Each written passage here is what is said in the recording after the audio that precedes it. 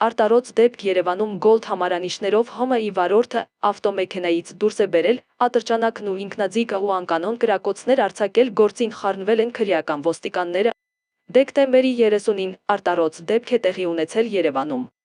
Այդ օրը ՀՀ ներքին գործերի նախարարության ոստիկանության քրեական ոստիկանության գլխավոր վարչությունում եւ նույն վարչության Երևանի քրեական վարչությունում միաժամանակ օպերատիվ տեղեկություններ են ստացվում,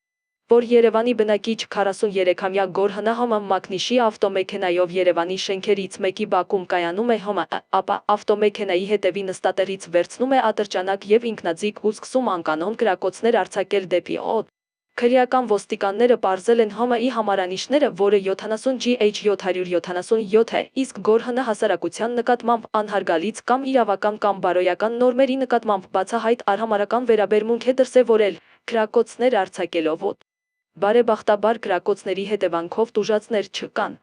Քրեական ոստիկանները ձեռնարկում են անհրաժեշտ օպերատիվ հետախուզական միջոցառումներ Գորհեին, ինչպես նաև ավտոմեքենան ու հանցագործության գործիքներ ատրճանակն ու ինքնաձիգը հայտնաբերելու ուղղությամբ։